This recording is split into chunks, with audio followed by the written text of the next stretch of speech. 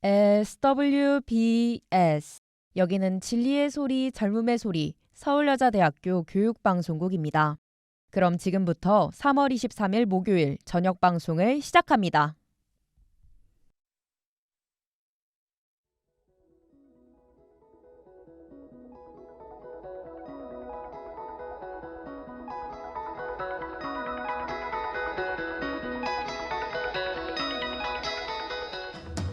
신이들이 똑똑해진 라디오 슛동라 목요일 방송을 시작합니다. 안녕하세요, 박수연입니다. 안녕하세요, 백채연입니다.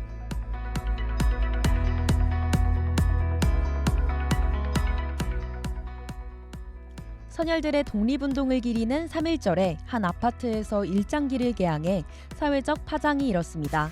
그런데 해당 아파트의 시민이 일장기를 들고 평화의 소녀상 철거 집회의 모습을 드러내 비난 여론은 더 커지고 있는데요. 논란이 사그라들기도 전에 정부가 강제동원 피해자 배상안을 발표하면서 또다시 공분을 사고 있습니다. 오늘의 슛동라는 일장기 파문과 3.1절 기념사 논란 그리고 강제동원 해법안을 둘러싼 한일 관계의 현주소를 알아보겠습니다.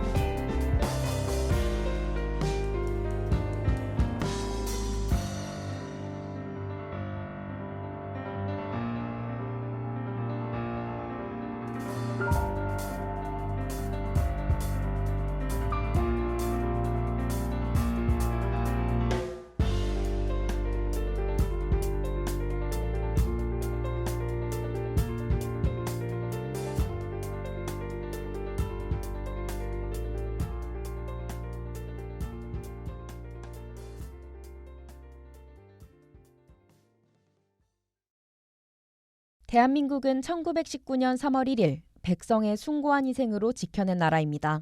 모진 고난 앞에서도 자주독립의 열망을 잃지 않았었던 선열들의 헌신을 기억하고 그들의 넋을 기리는 3.1절에 일장기가 휘날려 온 국민에게 충격을 안겨줬죠. 그렇습니다. 이는 3.1 정신을 훼손하는 것이며 애국 선열에 대한 모독이라고도 해석되는데요. 제104주년을 맞았던 지난 3월 1일 세종시의 한 아파트에 태극기가 아닌 일장기가 걸려 논란이 일었습니다. 해당 아파트에 항의 전화가 빗발치자 관리사무소 측이 내려줄 것을 요청했는데 한동안 요지부동이었습니다. 다른 날도 아니고 3.1절에 그런 행동을 하다니 도대체 무슨 심리인지 이해가 잘 되지 않네요. 이분 우리나라 사람은 맞나 싶은데. 사실 이 주민 처음엔 언론사와의 인터뷰에서 자신이 일본인이라고 주장했어요. 당시에는 실제 일본인인지 파악이 되지 않았고 해당 주민도 한일 협력과 우호를 상징하는 의미로 일장기를 걸었다며 한국을 폄훼할 의도는 전혀 없었다고 전했죠. 그런데 이 남성 알고 보니 한국인 목사였습니다. 그러니까요. 인터넷에서 설교 영상을 본 적이 있는데 태극기가 걸려 있으면 일장기가 어우러졌을 것이다 라고 말한 부분이 황당하더라고요. 맞습니다. 태극기 걸린 집이 1%가 안 된다며 진짜 문제는 태극기를 걸지 않은 사람들에게 있다는 주장인데요. 이 밖에도 유관순 열사가 절도범이라는 등 비판적 여론을 자극하는 행동을 이어갔죠.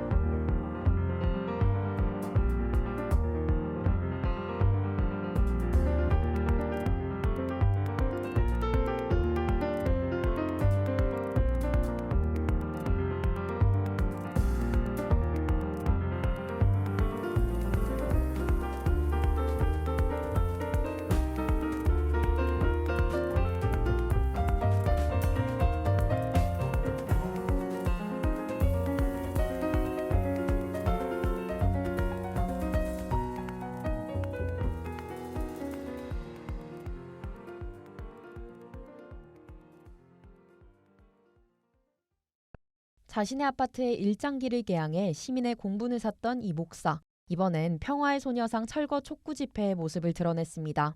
이 남성은 외가 친척 모두가 일본인이라며 일장기를 개항한 것이 무슨 문제냐라고 항의했다죠. 네, 해당 집회에는 여러 극우 성향 단체도 있었는데요. 이들은 지난 7일 세종호수공원 내 평화의 소녀상 앞에서 거짓과 증오의 상징인 소녀상을 당장 철거하라고 주장했습니다. 한편 세종 지역의 시민단체도 이들의 기자회견에 앞서 맞불 기자회견을 열고 경찰에 평화의 소녀상 보호 조치를 요구했죠.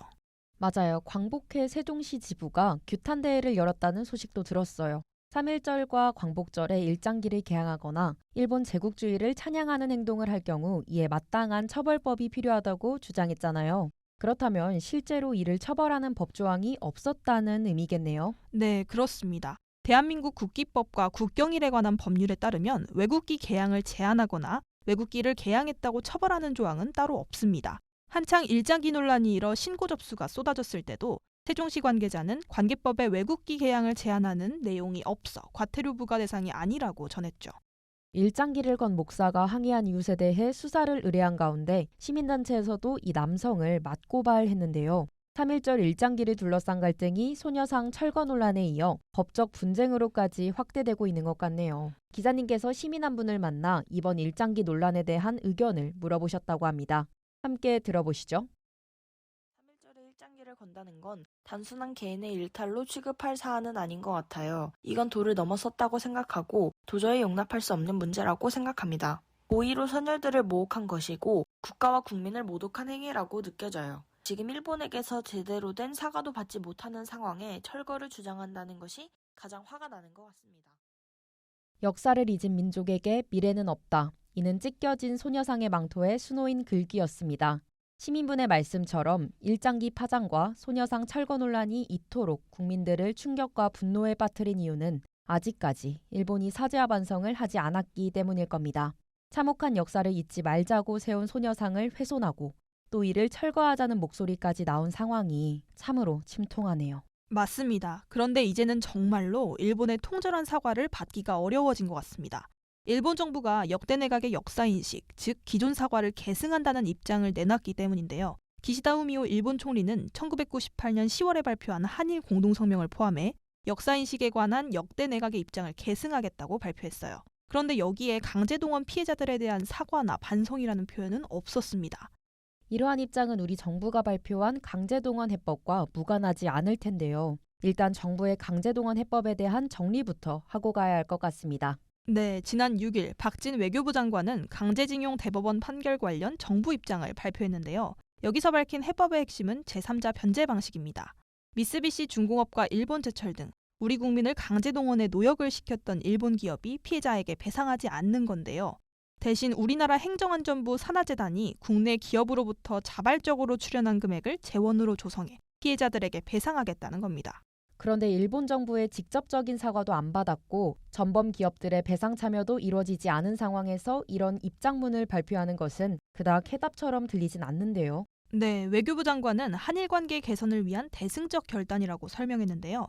아나운서님, 앞에서 언급한 1998년 한일 공동성명 기억하시죠? 네네. 이른바 김대중 오부치 공동선언이라고도 하는데요. 이는 한일 외교 사상 처음으로 일본의 과거사 반성과 사죄를 공식 합의 문서로 명확히 한 선언입니다. 한일 협력의 방향을 포괄적으로 제시했다는 점에서 한일 관계의 새로운 이정표로 꼽히기도 하는데요. 그런데 1998년의 선언과 달리 이번엔 통절한 반성과 사과를 다시 짚거나 거론하지는 않았죠. 그렇군요. 게다가 한일 양국 간 합의가 아니라 우리 정부의 일방적인 선언이라는 점에서도 다소 설익은 발표가 아니었나 싶습니다. 이번 강제동원 해법에 대해 어떻게 생각하시는지 시민 한 분을 만나 의견을 여쭤봤습니다. 함께 들어보시죠. 한일 관계 개선이 목적이었다면 더욱 일본에게 진정한 사과와 정당한 보상을 요구했어야 한다고 생각합니다. 그릇된 역사를 바로잡고 이에 응당한 사과를 받는 게 맞는 거죠. 또 강제동원 피해자분들도 이번 방안에 울분을 토하고 계시는데 과연 이것을 해법이라고 부를 수 있는지 의문이 듭니다. 이번에 발표한 강제동원 피해자 배상해법은 2018년 대법원 확정 판결을 통해 일본 피고 기업들의 승소한 원고들에게 상금을 지급합니다. 소송 원고 15명 가운데 현재 생존자들은 양금덕 김성주 할머니와 이춘식 할아버지로 총 3분인데요. 그런데 이분들께서 정부의 제3자 변제 방안을 공식적으로 거부하셨죠. 네, 미쓰비시중공업 강제동원 피해자인 양금덕 김성주 할머니와 일본제철 피해자이신 이춘식 할아버지는 지난 10일 제3자 변제 거부 의사를 담은 내용 증명을 일제 강제동원 피해자 지원재단에 전달했습니다.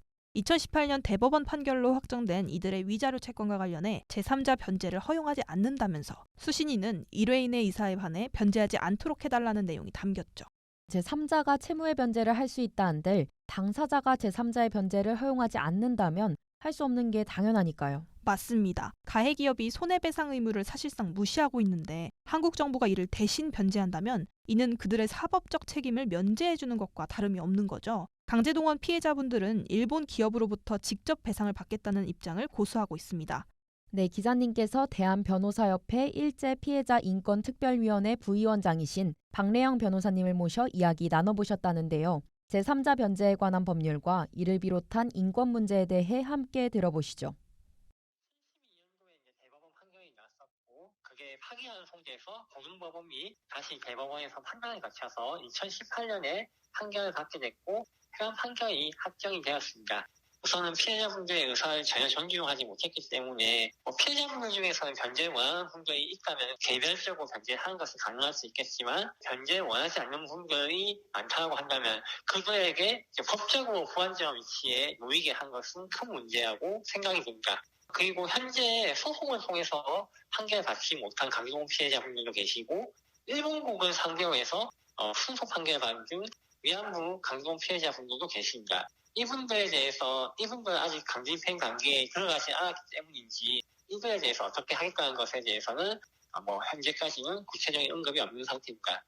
그리고 일본은 국제법 위반의 프레임을 세우고 있는데 과연 개인의 청구권을 법률에서 정하지도 않고 또 그 개인의 허락도 없이 소멸을 논하는 협의 자체가 가능하지 않다고 보는 것이 현대 국가에서의 인권 수준에 부합하는 것이 아닐까라는 생각도 가지고 있습니다. 윤 대통령은 이번 해법에 대해 한일 양국의 공동이익과 미래 발전에 부합하는 방안을 모색한 결과라며 긍정적으로 평가했습니다. 그러나 일본의 과거사 인식에 대한 반성 촉구가 없었다는 점에서 비판을 받았는데요. 이러한 지적은 사실 이번 3.1절 기념사에서도 찾아볼 수 있었다고요? 네, 윤 대통령의 3.1절 기념사와 일본에 대한 메시지는 관심의 대상이었죠. 지난해 8월에 발표한 광복절 경축사보다도 말이에요. 아무래도 광복절과 3.1절이 갖는 의미도 매우 다르기 때문이지 않을까 싶은데요. 광복절은 일제의 식민 통치로부터 해방을 축하하는 날이고 3.1절은 일제의 무단 통치에 항의해 자주 독립을 외친 선열을 기리는 날이니까요. 맞습니다. 그래서 광복절 경축사보다 3.1절 기념사가 일본에 더욱 매서울 수밖에 없는데요. 그런데 이번 기념사, 지난해 광복절 경축사와 대략 비교해봐도 절반 정도였고 또 3.1운동에 대한 평가가 있어야 하는데 이 내용도 부족했죠.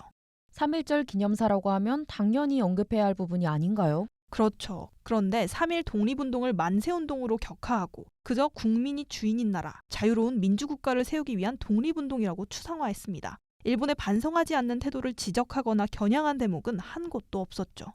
그렇군요. 이번 3.1절 기념사 일본 총리와 강제동원 문제를 의식해서 그런 것은 아닌가 싶은데요. 맞습니다. 일본 총리는 우리나라를 국제사회의 다양한 과제 대응을 위해 협력해 나가야 할 중요한 이웃이라고 했는데 윤 대통령이 여기에 더 구체적인 수식어로 화답한 거죠. 그리고 5일 뒤 일제 강제동원 피해 배상 해법을 발표한 것이군요. 이번 기념사, 과거는 없었고 미래에만 방점이 찍혀 있었습니다. 대일 외교의 기조와 방향을 여기서 엿볼 수 있었네요.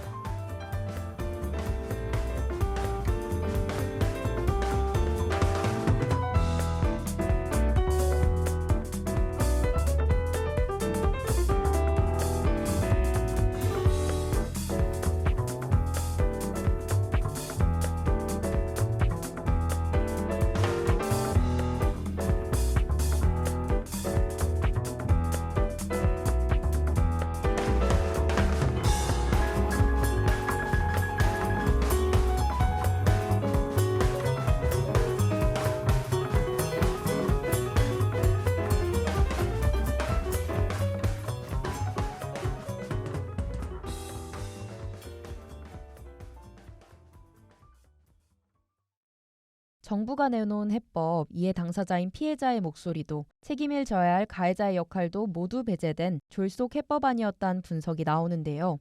국민들과 정치계의 반응 역시 극명하게 엇갈린다고요? 네, 한일 관계 개선과 국익을 위한 고육지책이라는 평가와 일본 가해 기업들에게 우리 정부가 면죄부를 주며 피해자를 2번 울린 외교 참사라는 평가로 갈립니다. 여당은 미국이나 유럽연합도 윤 대통령의 조치를 환영하고 있다며 미래로 나아가기 위한 불가피한 선택이라고 주장했는데요. 그러나 야당은 일본과의 관계 개선을 위해 독도까지 내줄 작정이냐며 굴욕 외교라고 거듭 비판했습니다. 지난 1월에 열린 강제징용 문제 공개 토론회에서 여당은 강제동원 문제 해결을 위해 일본 정부와 기업이 감당해야 할 몫이 있다고 주장했었는데요. 그런데 정작 이번 토론회에는 제3자 변제안이 나왔네요.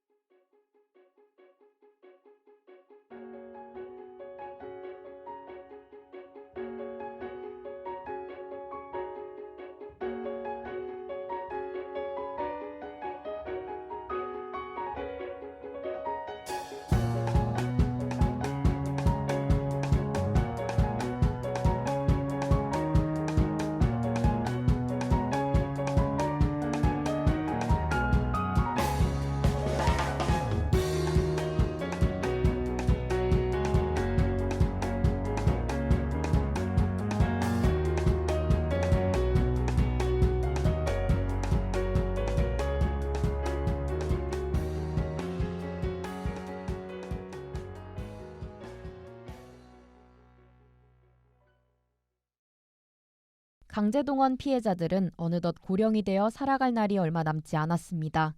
지금껏 이들이 정말로 바란 것은 돈도 아닌 일본의 진심 어린 사과와 반성이었습니다. 맞습니다. 한일 정상이 말하는 미래지향이 역사적 진실을 부정해도 된다는 뜻은 결코 아닐 테죠. 정부가 국익을 명분으로 내세웠지만 사실 국가의 가장 중요한 역할은 국민들을 지키는 것이라고 생각합니다. 네, 오늘 방송은 저희 두 진행자의 마지막 슈똥라였습니다. 정말 마지막 방송이라는 것이 믿기지 않았는데 마무리 인사가 가까워지니까 확 와닿는 것 같아요. 그러게요. 저도 이제서야 실감이 나는데요. 모든 방송 제작에 최선을 다하지만 유독 슈똥라는 가장 오랜 시간 공을 들였던 것 같아요. 20분 동안 진행되는 슈똥라 방송이 길다면 길고 짧다면 짧았을 텐데 슈똥라를 듣고 학우분들의 마음속에 문장 하나, 메시지 하나라도 남았다면 이 제작자 여한이 없습니다. 그리고 지금까지 저와 함께 해주신 아나운서님과 기술자님께도 감사의 인사를 드립니다. 네, 그렇다면 오늘의 방송 이만 마치도록 하겠습니다. 지금까지 청취해주신 여러분들께 모두 감사드립니다. SWBS의 슈똥라는 계속됩니다. 다른 곳에서 또 뵙겠습니다. 감사합니다.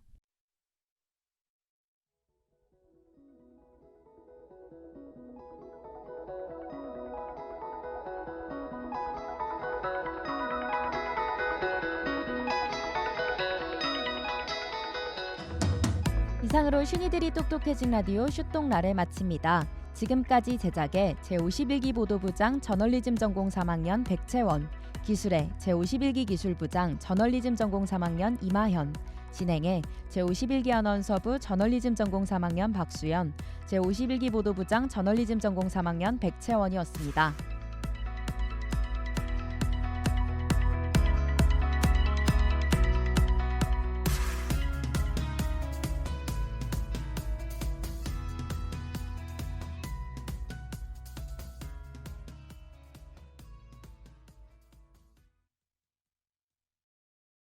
지금까지 여러분께서는 SWBS 서울여자대학교 교육방송을 들으셨습니다.